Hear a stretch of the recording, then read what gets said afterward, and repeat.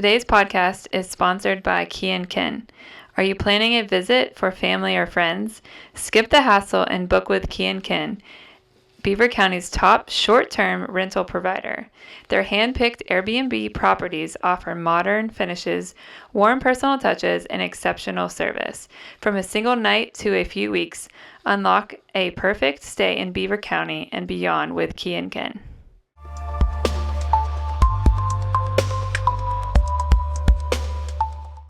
Hello everyone, welcome back to Enthralled. I'm excited for our next episode in our Resilience series. And we have my friend Kristy here, / neighbor, which we're going to get into how we know each other. But I wanted to start with our scripture. Let the king be enthralled by your beauty. Honor him, for he is your Lord. Psalms 45:11. So, as Kristy and I were just chatting before we started, was like thinking back to how we got to know each other. I'm going to let her chime in too, but I knew like my cousin Chelsea. I remember one time I met you when we were walking in the neighborhood. Oh yeah, might have been the first time. I think. Yes, exactly. Yep. That might have been the first time. And then I don't know if it was Jen or somebody said to me, "Oh my gosh, you would love Kristy," like, or maybe it was Brooke. I don't know. Somebody said that to me at some point. And then we kind of knew each other, got to know each other a little bit at the gym. Mm-hmm. And then I started a small group. Was it last March? Okay. Yeah. And you joined it, and so then I feel like we got to know each other a lot more in a deeper way. Yeah. And then kind of what you're on here to talk about today, you kind of started walking through that while we were in our group, which was never a good or a bad time. Well, I guess it's always a bad time, but not ever a good time, right? But it was really, I don't know, cool to see that our group was able to be there when things were really difficult for you, I'm right, sure. And I really needed it then. Yeah, like and who would have thought? Through all of that stuff with all the tests, and it's just been a long journey. Yeah. So that's what we're going to talk a lot about today. And when I say this all the time, but whenever I make my series that I like to do now, and I really pray, and I was like, God, you have to help me pick. Not that there's ever perfect. No, none of us are perfect, but pick the people that you feel like should be on this podcast to talk about whatever series. And resilience is like, I seen from the day one that you had it to where you are today, which is not even a year. Not even a year. And like to watch you walk through, it has been so encouraging to me, and even my kids, they were like, "Oh, I remember your friend," when they always ask me who's coming on, and just like praying for you, and just, I don't know, yeah. Watching you walk through it was super encouraging in a weird way, because so you've done an amazing job, and I'm sure you had a lot of hard days that nobody's seen. So my husband, my kids. Yes, for sure. So anyways, I'll let you introduce yourself a little bit, and then we can talk a little bit more about how you found out or what happened, because we haven't said that yet. So Yeah, so I'm Kristy, and I live in the neighborhood. We've been here since 2022. We moved in, and that summer I had my second hip surgery. So I wasn't around a lot, and then I was dealing with some other health issues and had another surgery in 2024. And so I'm married to my husband Ken. We've been married since 2018. We're just getting ready to celebrate our anniversary, February 24th. Oh, fun. So yeah, very fun.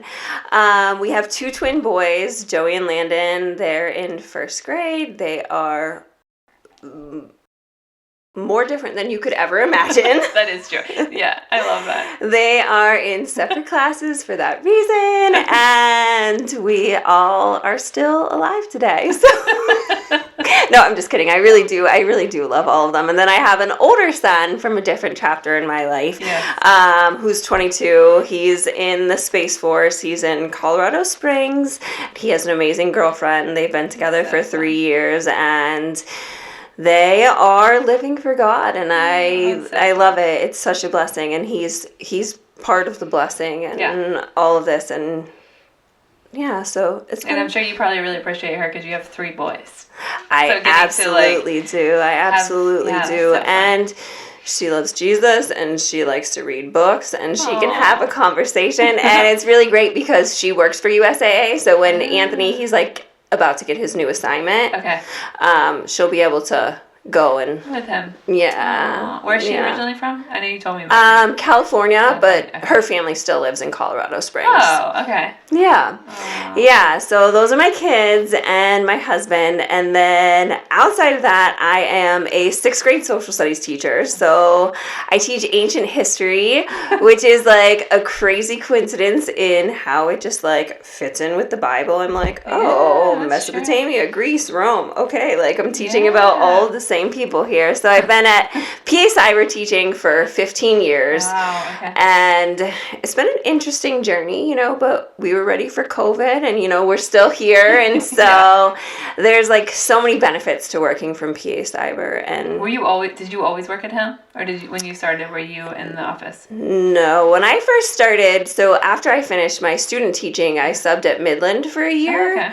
Oh, okay. And then I was a long-term sub, and then the long-term subs got, cut from the budget. Yeah. And so there was a relationship between them. And Midland would have been close. And PA Cyber. So that's how I ended up there, and the rest is history. That's so fun. I love it. I love what I do. It's definitely different, especially with my sister who's in education as well, and she has a totally different like everyday work environment. Sure. But it's really great to be able to serve that population, whether it's like medical needs, like activities needs, travel needs, or just and nice for as a mom, I think, that you can be home, but your kids on and off the bus. Mm-hmm. I'm sure it has its pros and cons, because then when they're off, you still have to work a lot of times. So and we all three have to get ready to go for everything in the morning. And yeah, that's good.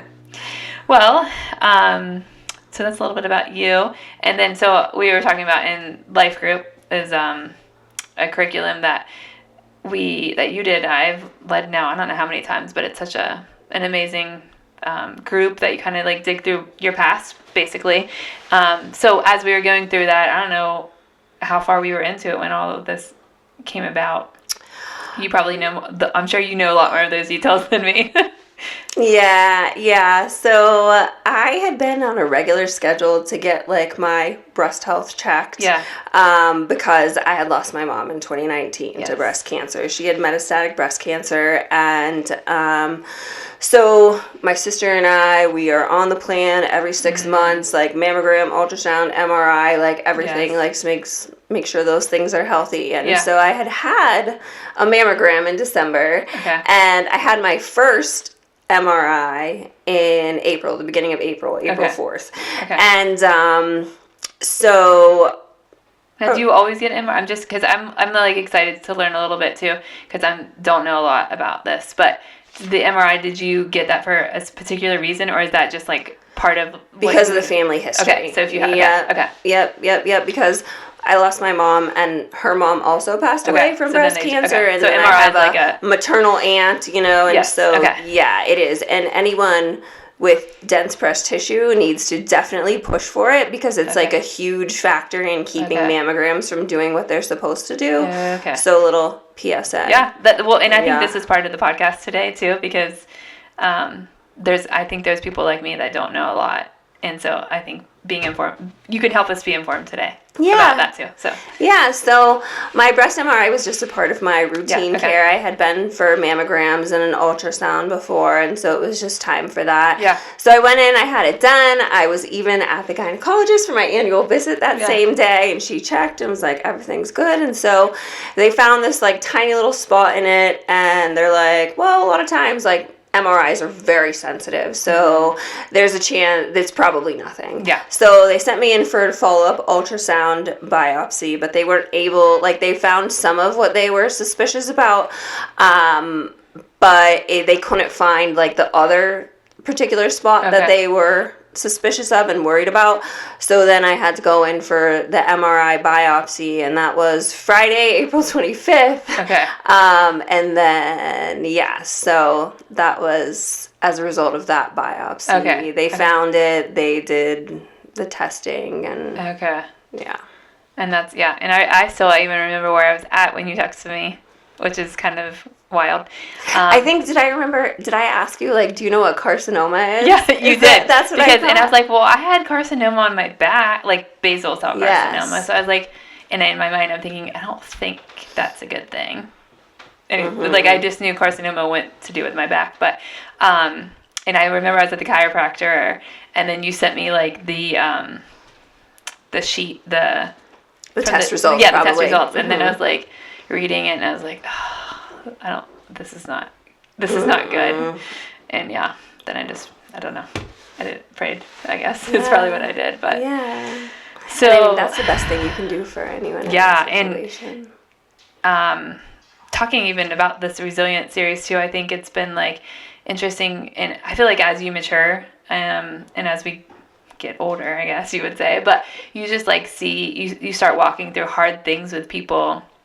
And years ago, you just like, I don't know what to say, and I don't know what to, and there's really not usually I was just talking to somebody else about this, I don't even remember who it was, but most of the time there's really not great things to say or be or whatever. But I think I've just always found that obviously that you're praying, but showing up. Yeah. And maybe just you can like speak even to a that text today. Yeah. or even like a phone call or like you want to go for a walk. Yeah. Like, all those things were so important to my mindset between that. Because this all happened really fast. So that was April. Yeah. So that was the end of April. So my test was on Friday. So whenever. And you said, when was your first MRI? Like when they saw the beginning of April. April 4th. April. Okay. Mm-hmm. Okay. April 4th, and then the ultrasound was in the middle of April, and then the biopsy MRI was at the end of April. So it was a Friday, and I am not a person who likes to wait for things to hear from the doctor. Like, especially those kinds of, Yeah. I just was really, like, looking for the peace of mind. Because even when I went in for that test, they were like, just like, don't worry, relax. Because, like, chances are, like, we're not even going to find it. Yes. And so I was like, okay. So, like, okay. And, like I said, they found it, and then I was checking in my chart, and that's a good and a bad thing we can do nowadays. Because I remember when my mom and my dad was sick, like I was obsessed with like reading about whatever, and half the time you don't even know what you're reading. So good and bad, right? Yeah, exactly. Because you can, So it was Sunday night, so I'd been checking all weekend, just like waiting anxiously, and just like looking for that confirmation that there was nothing there. And it was like 11 o'clock or 10 o'clock on Sunday night, and I had been downstairs brushing and flossing my teeth, and I was like, okay, I'm just going to check my chart one more time. And so then I got in there and saw invasive ductal carcinoma. Ugh. And at 11 p.m. Would they just put that in there at that time of the night, you think? I don't know. Maybe it was 10, but either way, it was late. Like late on a Sunday. Yeah. I don't know. So I was in shock. I didn't think that it was going to happen to me. Like, like we kind of don't ever think things are going to happen to us. I mean, like I'm very aware of the realistic possibility, and the odds are not in my favor. But at the same time, like, I was like, wow. How am I going to do this? So I couldn't even process it right away. Yeah. My husband was not sleeping, but on his way to sleep. And I was like, I need you to look at this. And so he put it into the test results into ChatGPT, and they're like, yeah, it's breast cancer. And we stood there and cried. We cried. We didn't sleep well that night. I don't think I slept well much until my surgery was done. Yeah. But it was really hard in so many ways, like not just like happening to me, but having lost my mom from this, like thinking about how I'm going to tell my kids about this, how I'm going to tell my sister and my brother and my dad. Like, it's like such a heavy thing to carry. And like, I don't want to be a burden onto anyone. Like, I want to try to always, like, lift others up and be there to support them. And, like, there was no way that I could do that in that situation. But think about now, like, in this, like, I think we talked a little bit last night about, you haven't really I mean, you're going through it, but this is your first time really talking about it. So think about how you, in those moments, I'm sure you felt a burden, even though you weren't, because everybody was... Not so much of a burden, but I just felt weak and broken. Because you're the one that's always... Like, defective. Like, something was wrong with me. Like...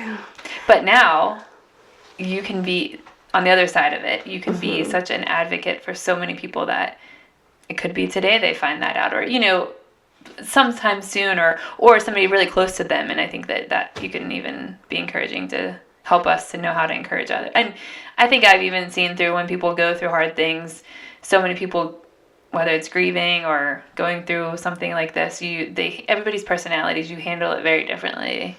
And so sometimes we don't know how to help, but like you said, just being there is, or letting people know that you care, I guess, is probably the best way, right?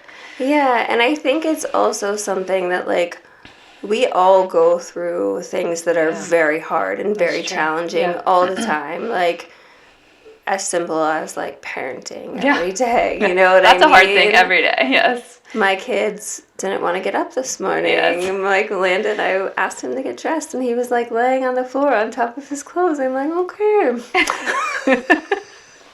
And that's an everyday battle that you have to face even when you're not well. Yes. Right? Yes. Absolutely. Absolutely. Like, things don't stop. Yeah. You know what I mean? Especially like, kids. It only keeps going. And then last spring, I think, was the last time that I made my kids play the same sport. So that worked in my favor. So I had, like, a little bit of extra time, like, at home to prepare, and, like, the preparation going through it. So, like, I got the diagnosis, and then I called my office on Monday morning. I was like, hey, listen, I just found this out. And they didn't even know, because they give you the results before the doctors can even review them. And so the one thing I will say is that when I went in for my ultrasound biopsy, the one nurse was so sweet. She told me, she's like, you know, I've seen this, and the radiologist, you know, like, I know her, and she doesn't think there's going to be anything to worry about. And she's like, even if you do, like, we have the best surgeons here. Like, we will take care of you. Yeah.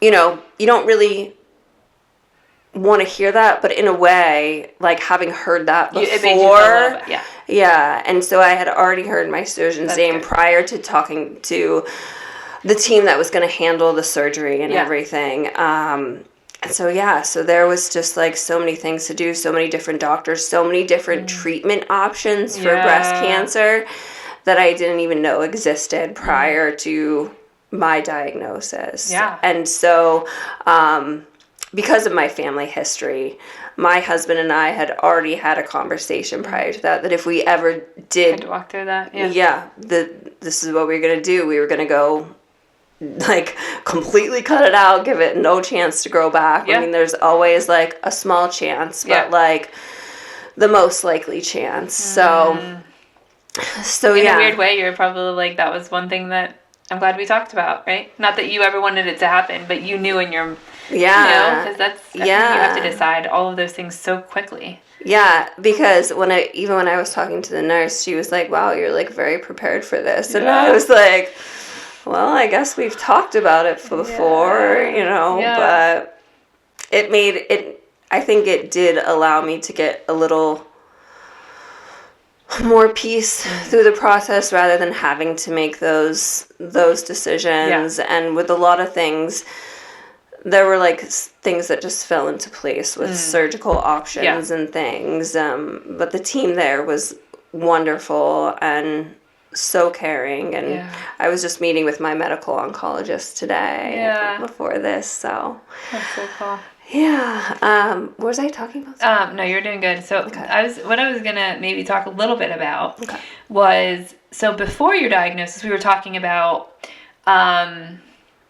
like how we were doing life group. So that's a little side note, but maybe could you describe, like, or we can even take it back to, like, your faith journey of, what, did you grow up in the faith, or, like, how has your, like, faith journey followed you? You can give highlights. You don't have to, like, give every year, but you know what I mean? Like, how was your faith journey as a child, and, like, as an adult and even when this kind of happened? So, my mom is basically the foundation of my faith, and I'm a very reflective person. I like to think about how things connect, and I feel a little bit like this is part of her legacy, like being able to share my story with others and love others and support them. So she was growing up, always, we went to church, and she would always listen to Focus on the Family on the radio, like back on the radio days. I used to listen to it on the radio all the time. And she would always have like Christian music playing. Like she had she had some other stuff that she listened to, but it was mainly like praise and worship. And that was like my foundation. And then when I was in 8th grade, I experienced something pretty traumatic. I had brain surgery. And so Very traumatic. Very traumatic. Yes. And that was like the first time that I really experienced God's peace. Yeah. Like, it was a whirlwind of a story, just like not really similar, but like kind of similar. Like, how old would you have been in 8th grade? I was 13. 13. Okay. Yeah, 13. So pretty young, like going through puberty, still developing, all of the middle school, high school challenges on top of, and so I knew God very closely from that. I knew who he was. I knew how he could help me and how he could protect me. And then, my faith was always there, regardless of whether I was very close to God or I was a little further from God, because we all kind of like walk our own journeys. And so when you had brain surgery, you said brain surgery. You didn't have brain cancer? Did you have brain cancer? Not cancer, but just a tumor. Like somewhere. Okay. I remember you telling me, but I forgot. Okay. No, that's okay. They got it all out and everything was fine. Okay. And so that experience, and then like in high school in my 20s, I was, a faithful person, but I was also like trying to figure out who I was and what I needed and what made me happy. And you get a little confused during those years. So I had Anthony when I was 20 and went through a little bit of stuff there, and raising him like as a very young person, I wanted him to have a foundation in faith, like knowing what's right or wrong, not just because mom tells you, you know what I mean? Because I think that's so important for kids to develop that. I think that's a very interesting thing, because how many people do you know, including yourself, and I mean that I know, is that people grew up in the faith, but then they kind of do their own journey, but when they have kids, they're like, I want my kids to know Jesus. And it's just so interesting. And it's like, it's so cool because that it's that little seed that was planted into you, whether even some people that was very young and they kind of fallen away for a long time. But when they have kids, they want to, you know what I mean? Like, that's so cool that little seed was still, I mean, yours was most of your life, but some people, you hear the story that it was not like that. But they know that they want their kids to experience that. Yes. Because they know it's a good thing. Yes. Right? Yes. And I was like, at that point in my life, I was a little bit at odds with like the whole idea of organized religion. Not necessarily my church, but like I had studied in college and, learned a lot about the conquest and all of that. And I was just like, how can you like kill in the name of the Lord? Like, it's just like, does not make sense. But I wasn't only going for Anthony. Like, you had stuff. God let me know that it was like for me too. But even if that's how you, in your brain, or like how you thought you were thinking about it, he knew what was going to happen, right? Definitely. So I would say like in those years, I came like more real and more firm in my faith, but it was still trying to figure life out, because like as a single mom, it was really hard to walk those days and those years where like life was so different for me than it was for like the other kids Anthony was going to school with. And so so God was with us there. And then when I met my husband, Mom was healthy. Her original diagnosis was 2012, and she had gone through chemo and radiation, and she had been cancer-free, and she was on the immunotherapy for like the 5 years, and that's when they saw her cancer markers go up. And so that was like shortly after I met my husband. And so, yeah, that was really, really tough. It was really tough to watch her go through that, but through it all, like, I went with her to like some treatments and things, but through it all, like, she was always such a source of hope for everyone around her. Like, the nurses would love to see her when she came in to get her chemo treatments, and I could feel it because I had gone with her and to see her doctor and everything, and like, that was always so meaningful to me, you know, because I was also with her through the hard times, but like, when she was with other people, like, she wasn't a burden. She was like happy and smiling and always like going to take it on, you know, like she would talk about her new treatments, and she would never like tell us the time scope, because she's like, you know, they're gonna tell you and you're gonna freak out, and it's good not to like, focus on that, because you don't really know, right? So we lived that. Mom got to see the twins born. She got to find out Kim was pregnant. Kim's my sister. And so, yeah. So then... So when were the twins born? In January of 2019. And then when did she... She passed in September of 2019. Okay, so was she pretty sick when they were born, or how was she then? Yeah, she was pretty sick. She was... Yeah. Well, at least, but I'm sure that was, I mean, still, being sick and being able to see not only one baby, but two. She told me she always wanted twins, so I was like, there you go. Maybe you should have gotten them instead of me. I don't know. Nope, God knows what he's doing. That's funny.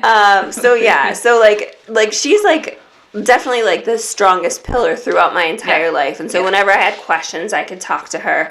And she would always like read the Bible to us, because I had a hard time falling asleep at night, and so she would like read to us, and it was always there. And so then like when we were going to church like as a family, when we were living in Hopewell, because that's where we were before we moved here back to Beaver. And then we came back here, and my husband was like, yeah, let's just go to Pathway, because we're right there. And we did, and it's just, you know, how you have your home church. Like, it's just my home church. You know, it's where I belong. You said you went there when you were younger, too. Yes. Yeah, okay. I did. That was actually the first church my mom took us to whenever we moved to Beaver when I was in 3rd grade. So, yeah. So you had some roots there. Yes. From before. Yes. So that was good. Definitely. Oh, good. Okay, and so then... So then we come back to the life group. We come back to the life group. So yeah, I think so. You would have started going to Pathway, and when did you move here? It was 2022. 2022. Yeah, March. So we started going back then. And then I don't know, last year was the life group, and so God's just like kind of been in my life and showing me things, been teaching me things, but like when I really decided, not like really decided, but like almost recommitted, like was through the life group. And like, but you know, I remember before we started life group, I don't know where, I shouldn't say I'm better than it, but I remember having a conversation with you before, before you started the life group about, maybe, I don't know where this would have been. Probably on the way to boxing. Maybe, yeah, that's probably it. I'm trying to figure it out. But like you just saying how you have been wanting more, and you just wanted to read the Bible more, you wanted to get deeper, and then I probably was like, well, then you should do this life group. And it ended up being really cool, because there was like so many girls in the neighborhood that did it too. And I was encouraging you that it would hopefully... Well, it would be an encouragement, but also something that not either of us knowing what was going to come about of that. But right. Yeah, so I had no idea what was going to happen in April when it started. Yeah, that's what I was just thinking, though, like how you were saying you wanted to grow closer to God, but then this big traumatic thing was going to happen that nobody knew, right? Right, So. right. And that's definitely, like, definitely God working, right? Yes, Like, because had I had that diagnosis and not had that group, I hadn't really, like, gotten to know a lot of the people in the neighborhood yet and stuff. And so it was good not only for, like, social, but spiritual, social, like, emotional. And it really gave me a chance to, like, think about everything, because so often in our days, like, I'm caught up on work, kids, what are we going to do? What are we going to eat? What, you know, like, how am I going to find time to work out and clean?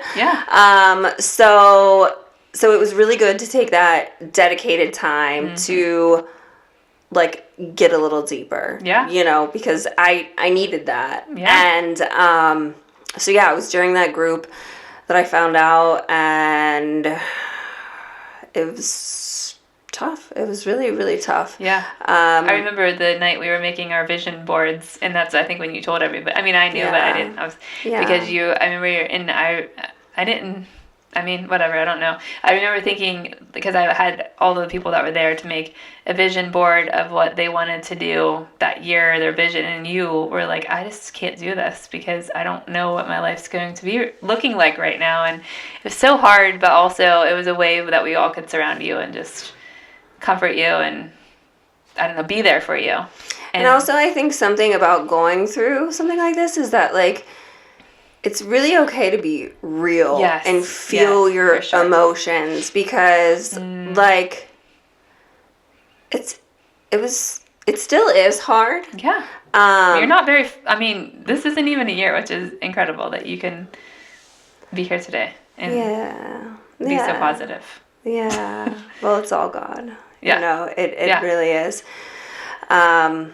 So you were talking about big emotions. Big emotions, but like the authenticity factor. It's like I am not super outgoing, but I do appreciate getting to know people and, like, asking them questions, like being and real, like and that's, being relatable and sharing my story, because I, like, am a firm believer that God uses his people to do his work. For sure. And the fact that I was in that group, and like you and Brooke and Mallory and Jen and, like, so many people were just, like, there for me, and I could have never comprehended that kind of support before I went through something like that. That's it's just so cool sometimes when you think back to how God, I don't know, does things that we never see coming. A couple questions I had for you is, people say, we always hear this in the Christian community, you need to trust God, right? But what did it actually look like for you on those hard days to trust God? So, or the good days too. Yeah. So, I mean, just the outpouring of support that I had from people here.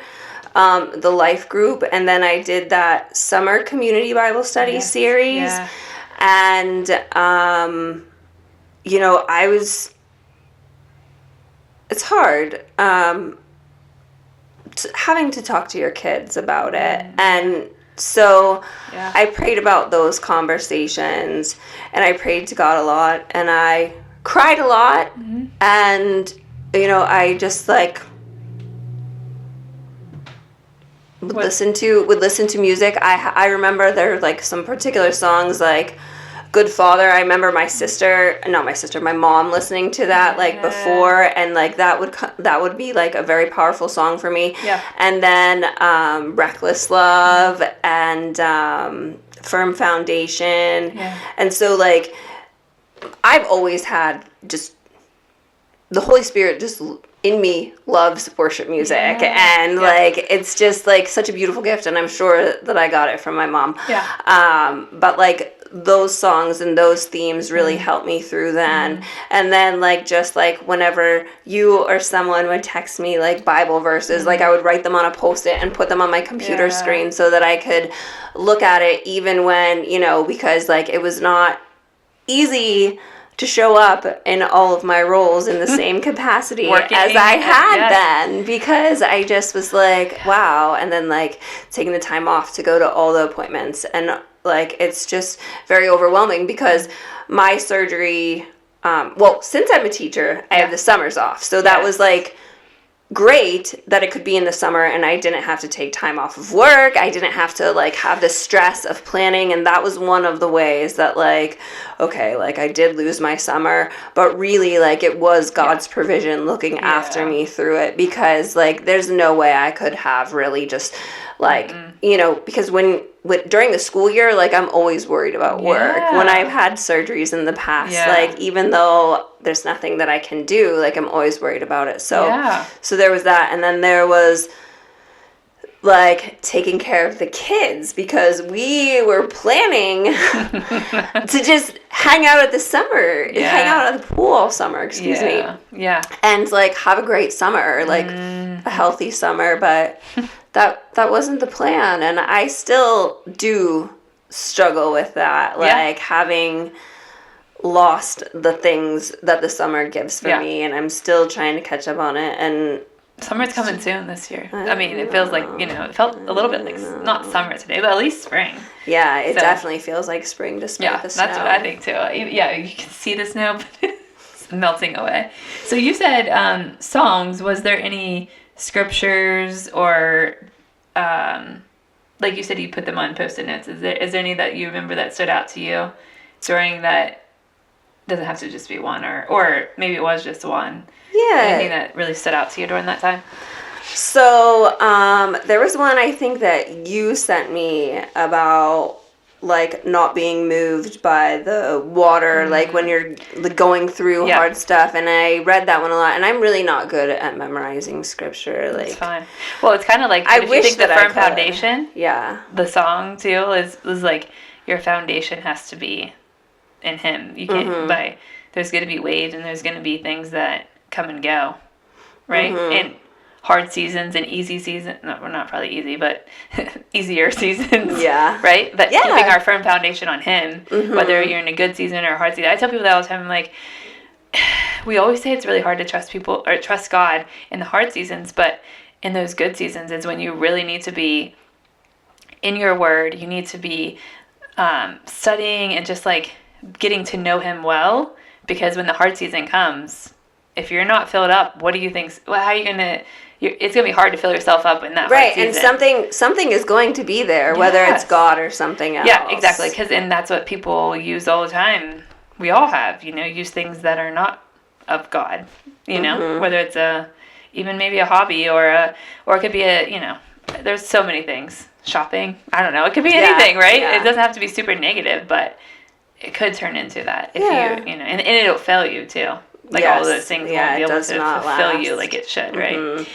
The other ones were Jeremiah 29:11. That's like, I love that one. Like, without a doubt, like, I know the plans I have for you, and plans to prosper you. And so I'm like, okay, like even like my definition of prosperity very different. It's like this doesn't look like being prosperous, but like I know, God, if you can use my mom's story, you can use my story, and like here I am, And then the other thing was I actually looked up the references. Well, I knew Jeremiah 29:11, but Romans 8:28. God works all things to the good of the glory, His glory, and that one was probably a hard one to read too, going through that season. I would imagine, because you're like, all things, really, all but being able to speak that out had to be healing.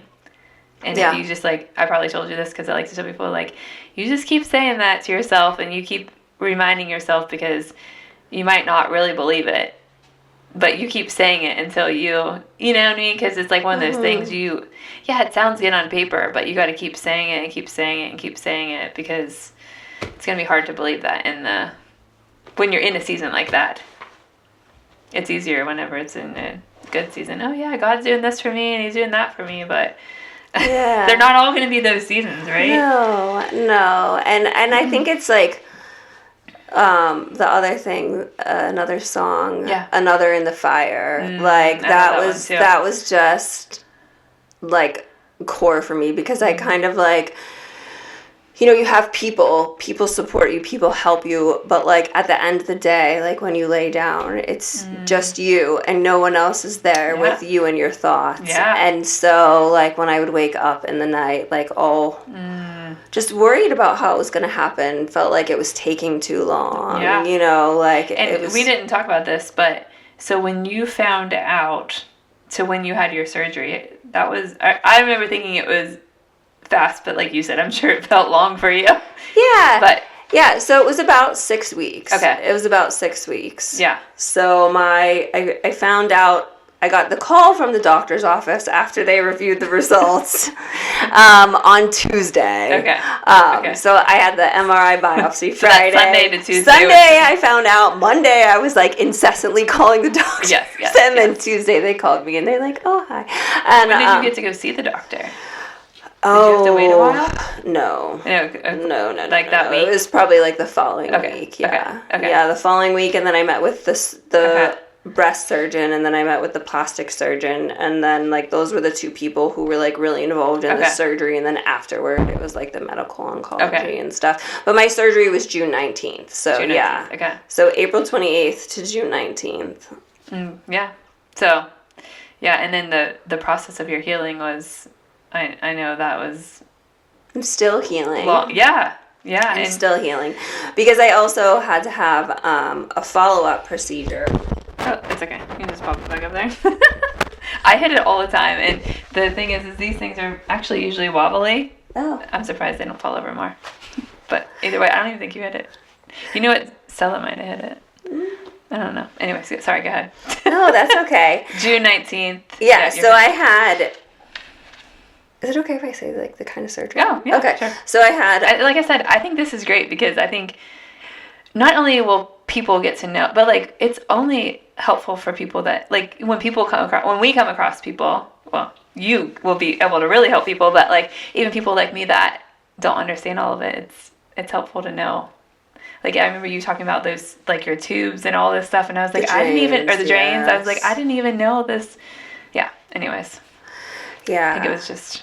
So I had this surgery on June 19th, and then I found out, like, I had a skin-saving, nipple-sparing double mastectomy, and because of my genetic composition, my makeup, you know, my construction anatomy, I was able to do, like, the direct-to-implants thing, and so they did, and everything was good, but like coming out of the surgery was great because I had a nerve block in my chest. So when I woke up, I felt fantastic. I had one of those with my foot too, and my shoulder, and I was like, this feels great. I remember telling Kevin, I was like, let's go to breakfast. He's like, you want to go? I'm like, yeah, I feel great right now, and then I won't be feeling great in like 6 hours, 7 hours, whatever. Yeah. But anyways, I know what the nerve block felt like. So that was really great. But then after, like, I got home, like, and, like, all the stuff that you need to have at home to, like, prepare, you have to, like, you don't have to have them, but it's very helpful to have, like, special pillows and, like, wedges to sleep on. Yeah. And so, like, all of that. And then, like, I found out from my surgical pathology that the nipple margins were not clear. So I had to go back in for that follow-up surgery, and you can imagine. I remember you feeling very defeated. Yeah. Because, like, you, in your mind, because I'm a little bit like you I mean, probably most people, but, like, you're like, okay, I just got, like, once we get to this surgery, then it's going to be good. Right? And, like, but then hearing, no, you have to do this now. Right, because I hadn't even realized that, like, there was a chance that they were going to have to take more. Like, before we had the surgery, they were clear that, like, you know, this is our plan. Yes. But anything. But exactly, anything can happen. So like, of course, like I should have like understood that. But you're not thinking. No. So like after I dealt with that, I had to go back in for that follow-up procedure. How long was that after your first one? So it was the 23rd of July. Okay. So like about a month. Yeah. Yeah, and that was just like no anesthesia, in-office little procedure. Yeah. Sounds painful. Well, I was numb, but like, but still. The recovery process, like the skin stretching after that was very painful. And like with a mastectomy, they remove everything like from your collarbones to the bottom of your rib cage. Okay. And it's like around your side a little bit too. So like the mobility piece is like very hard, and I still like do tons of like shoulder stretches all the time, and I'm like gaining new sensations, and like I think I'm finally through the part where like I get these like shooting pains through my breast. I had that a little bit very different but similar with the C-section. Like I remember my friend Linda, she was a nurse, and I was like, am I supposed to have these like sharp jolting pains? And she's like, yeah, that's your nerves fusing back together. Mm-hmm. So yours is probably still taking that long for those nerves to all and like not all the feeling is back. And they told me like it could come back, it might not, you know, like it's not, there's no guarantee, but like we did what we needed to do, and like it would feel like there was like a mesh underneath my skin and like the itchiness, and you can't scratch it. It's like well, you can scratch it, but you don't feel it, so it does nothing. I know what you mean. Like it's because it's numb. Yeah. Right. Like it's itchy, but you can't like feel it when you're itching it or scratching it, I guess. Exactly. So it's just been like a long recovery process, and then it also impacts like your lung capacity. So being able to work out is another journey that I'm going through, and fortunately, praise God, I've gotten back to boxing, and I'm like getting in a better routines and healthier rhythms. But the other part of this journey that was very hard, like probably equally hard, was when I was on the immunotherapy, the tamoxifen. So I was supposed to be on that for 5 years. Okay. It's just like it's an estrogen blocker. Because my cancer specifically was estrogen fed. So they're like, if you take this for 5 years, it reduces your chances of it coming back. But a lot of people, some people don't tolerate it well. And I was one of those people, and my first symptom was like extreme fatigue. So the fatigue was like so bad I could not keep up with anything. Like I needed to sleep all of the time. And then like the compounding like feelings of inadequacy of just not being able to keep up with the regular life that I was keeping up with before, you know what I mean? Like, or in like a much better way than I had been.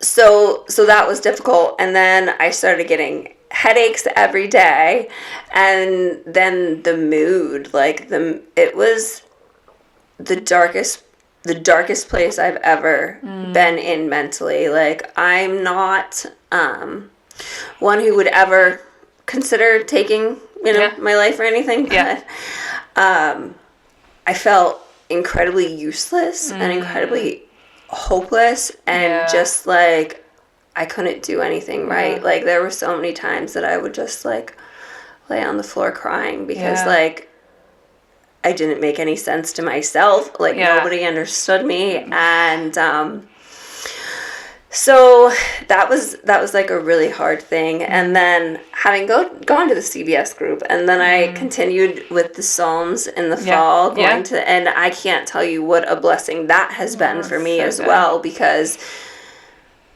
I mean, just the way the psalmists cry out to God in their pain. The dark, it's like, whether at this point, I mean, you still were physically, but it was like a mental battle that you're probably facing. And the really like dark part of it is that there's nothing you can really do. There was nothing I could do to get out of it. Like I was still doing my studies, I was still praying, but like that feeling of overwhelm was just everywhere. Like I couldn't get past it. So that was like, I was only on tamoxifen for 2 months. But it was incredibly hard. It probably took like a month afterward for the headaches to fully clear. And probably like equally 2 months for my mood to like get restabilized. So it's been a real journey. So how about now? Do you have to take any other medications? No, we're done. We're done with treatment for now. We're just going to monitor the antigen. I'll meet with the medical oncologist once a year. Okay. But yeah, and it was a difficult decision to stop taking that as well, because having the family history that I have, like, I kind of felt like I was giving up. And yeah, but you couldn't, there's no way you could live like you were living with the medicine. No. Yeah. No. There wasn't, like, the quality of life was just not, Yeah. Yeah. So that was really difficult to stop that. But then my medical oncologist, she did, like, reassure me. She's like, we caught this so early. Yes. The tumor that they took out was, like, all taken out with the biopsy. It was, like, 3 millimeters. I had, like, a large areas of DCIS, which is ductal carcinoma in situ. It's, like, basically before the cancer cells can ever form a tumor. Like, they might, they might not. Okay. Yeah. But if you're having the surgery, they just take them out. Yeah. Yeah. That's good. Yeah. So, so with that, and then the fact that I had the double mastectomy, like, she's like, there are so many people who are in much worse situations who need to be on the medicine, and they can't take it either. Yeah. She's like, so you make this decision, and you never look back. Yes. And don't think about it. It took me like a few weeks to get through the never look back part, but like, I think we're there now, and you know, like, still deal with stuff, and, like, especially physical stuff. Yeah. But well, you look great. I think you're doing a great job. Thank you. So as we're wrapping up here, is there anything that you would say, like we said earlier, I'm sure either people going through maybe a cancer diagnosis or just maybe a very difficult season, or maybe it's a spouse or a very close family member, or maybe just a good friend. Is there anything that you would say to them to just be an encourager to the person, like I said, whether it's a family member or a friend? Is there anything that you would say, or you could speak to the person that maybe is in the dark season too? You could take it both ways if you'd like. Yeah, I mean, for someone who knows someone, like, the best thing that you can do is just reach out. And that's been something, like, I've been trying to do. Like, God places people in our minds at different times for different reasons. Yeah. And you're not just randomly thinking about them. You know what I mean? So, I always think, if you do... some random person pops in your mind, it's God. Yeah. So, like, just text them, call them, like, see what they're up to and how they're doing, because there's not really words you can say to comfort someone. You know what I mean? Like, it is a battle that everyone walks alone. Like, but, like, God is with us. Yeah. And he does his work through his people. So I feel like anything that you can do to just be there and let people help you. Yeah. Right? Even I'm sure that for moms, we're probably the worst, right? But let people help you when they want to, right? Yes, definitely. Accept the help. definitely, because, like, I had no choice. I had to take the help. Like, it was not like oh, hey, like, if you can't help me, I'll just figure it out. Yeah. That was not an option. Yeah. You know? Yeah. And so, again, like, that was another place where God bless me. He, like, I found this summer camp for the boys to be in every day, Monday through Friday, and I had people who I could rely and depend on to, like, take them. Yeah. And so it really... God uses his people. Check on your friends. Yeah. Talk to God. And the people that are in it.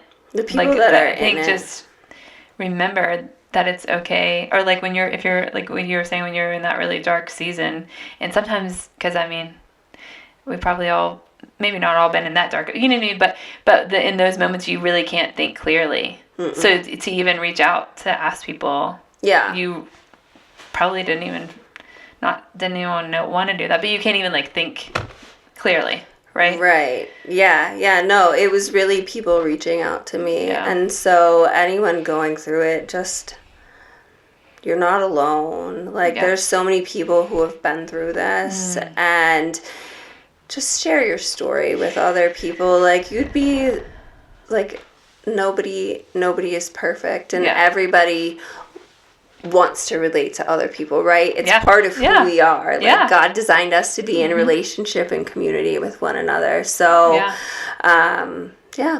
I didn't ask you this before, but I'm sure you're fine me saying this, but I think if anybody is listening and they're like in a struggling, or maybe they've just got a recent diagnosis of cancer, breast cancer specifically, I'm sure you'd be fine people reaching out to you and you helping them. Absolutely. I think there's nothing more that I've seen in my life. You know, when people say to you, "Oh, I'm so sorry, I know how you feel," and I'm like, "No, you don't. You haven't walked through this." So when you're walking through something, talking to somebody has went through it, it's so much more encouraging. It's refreshing. It's like that someone can understand. I connected with someone who I didn't really know that well in high school, but who I had gone to high school with. Yeah. And I randomly saw what she was going through on social media, and so I reached out to her, and like her and I have connected like through it all, and even though we're like different circumstances, it just really helps to have someone. And you know, like I said, like God works all things together for his glory and the good of those who love him. So that's really one that like that you stuck with me through it. So good. Well, thank you so much for coming and sharing. Absolutely. I know it was hard probably, but you did so good. We didn't even really cry. Thank you. I almost did, and you might have, but you did a great job. No, you did great. I almost did, but you did good. I've been trying to mentally prepare. Thank you. You did a great job. Thank you for having me. It means a lot to be able to share my story. And I know, this is what I tell people all the time when they're on podcasts, I'm like, this is just the first time. Just be open to what God is going to do in and through your life, and the people that he's going to put along your path, that you will be able to not only share your story, but be able to help them along their journey. Because that's what he does, you know? Yes. He doesn't, when these hard things happen, we can use it for his glory. Absolutely. And to help others too. So, yeah. Absolutely. Well, thank you guys all for joining us today. And like I said, if you, I'm sure you can find Kristy on social media or somewhere. We'll put her on there. But yeah, if you need to chat with her, just reach out. And just want to thank you guys all for joining us, and follow us on social media and subscribe to our YouTube channel, and we will see you again next time.